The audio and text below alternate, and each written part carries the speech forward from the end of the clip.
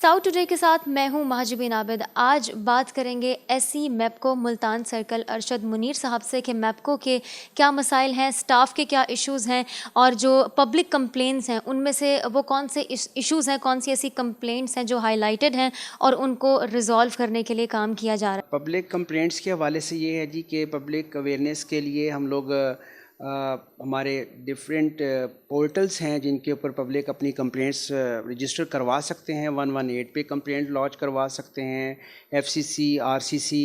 इसके अलावा digital media है, उसके ऊपर ट्विटर के ऊपर अपनी कंप्लेंट रजिस्टर करवा सकते हैं। और उसके अलावा जो फिज़िकली अगर जाके अपनी कंप्लेंट दर्ज करवाना चाहते हैं तो सर्कल लेवल पे हमारे कंप्लेंट सेंटर बना हुआ है, एक्सीन लेवल पे है, एसटीओ लेवल पे है। इलेक्ट्रिसिटी रेट्स के हवाले से अगर आप थोड़ा बता दें, क्योंकि इसको ओवर बिलिंग का कोई मामला है, या इलेक्ट्रिसिटी रेट्स के हवाले से अगर आप आवाम को कोई मैसेज देना चाहें।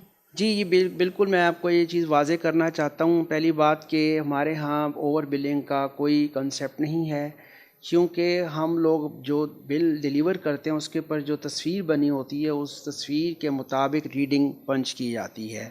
इसका मतलब है हम 100% स्नैप एक्यूरेसी इंश्योर करते हैं कि रीडिंग में ज़रा बराबर फ़र्क नहीं होता। सर, मुल्तान सर्कल में लोड शेडिंग का क्या स्केजुअल है, और उन इलाकों की अगर हम बात करें जहाँ पर छोटे छोटे कारखाने हैं और इस तरह ज़्यादा लोड पड़ता है, तो वहाँ पर फ्लक्चुएट करती है ये टाइमिंग?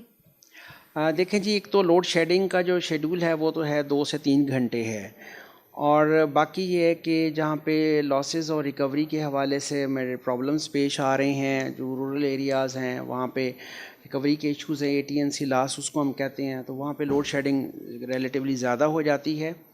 बाकी आपने बात कही कारखाने और बाकियों की कही, वो ज़ाहिर है यहाँ पे कुछ ऐसे एरियाज़ हैं जहाँ पे पावर लूम इंडस्ट्री है या छोटी स्मॉल इंडस्ट्रीज़ है, तो वो भी डोमेस्टिक फीडर्स हैं और उनके साथ वो इंडस्ट्री भी एसोसिएटेड है, उनको हम उनसे आइसोलेट तो नहीं कर सकते। और जहाँ तक ताल्लुक़ है उनकी सप्लाई की फ्लक्चुएशन का, तो वो एक तो होती है हमारी प्रिवेंटिव मेंटेनेंस। तो प्रिवेंटिव मेंटेनेंस का शेड्यूल होता है, वो हमारा अब शुरू हो चुका है। वो हम इसलिए करते हैं कि क्योंकि इस वक्त हमारा जो है सीज़न इतना नहीं होता, गर्मी का लोड कम हो चुका होता है, एयर कंडीशंस, फैंस वगैरह का, तो इस लिहाज से हम उसकी प्रिवेंटिव मेंटेनेंस करते हैं ताकि आने वाले समर सीज़न के लिए हमें ब्रेकडाउन्स या ट्रिपिंग्स ना हों। सर, हर डिपार्टमेंट के ऑब्वियसली कुछ इश्यूज़ होते हैं, चाहे वो स्टाफ रिलेटेड हों, चाहे वो पब्लिक कंसर्न्स हों।